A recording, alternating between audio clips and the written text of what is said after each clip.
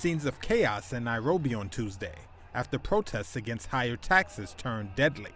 Video showed some bodies lifeless in the street after police fired on demonstrators trying to storm the legislature, killing at least 5 people and wounding dozens more. Mr. Speaker, sir, I'm here to address you. Footage obtained by Reuters showed some protesters inside Kenya's National Assembly chamber, demanding the resignation of Kenya's President William Ruto. In a televised address to the nation, Ruto said the security of Kenyans remained his utmost priority and blamed the violence on, quote, dangerous criminals. Today, Kenya experienced an unprecedented attack on its democracy, rule of law, and the integrity of its constitutional institutions.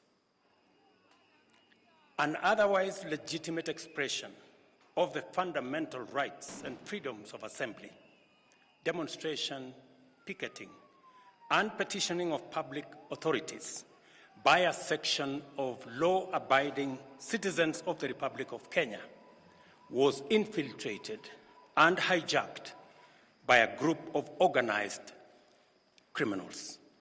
Earlier, protests overwhelmed security forces after Kenyan lawmakers approved legislation to raise taxes. Police opened fire after tear gas and water cannons failed to disperse the crowds. Sections of the parliament building were set ablaze. Local media said lawmakers were evacuated through an underground tunnel.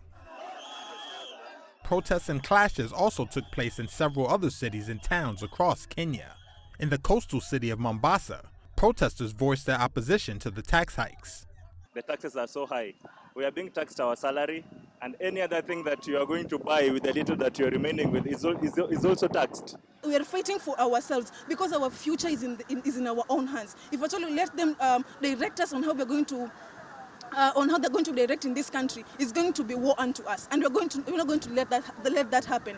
Later on Tuesday, Kenya's defense minister said the army had been deployed to help the police deal with a security emergency, which had resulted in the destruction and breaching of critical infrastructure. The finance bill aims to raise an additional $2.7 billion in taxes, part of an effort to lighten Kenya's heavy debt load, with interest payments alone consuming 37% of annual revenue.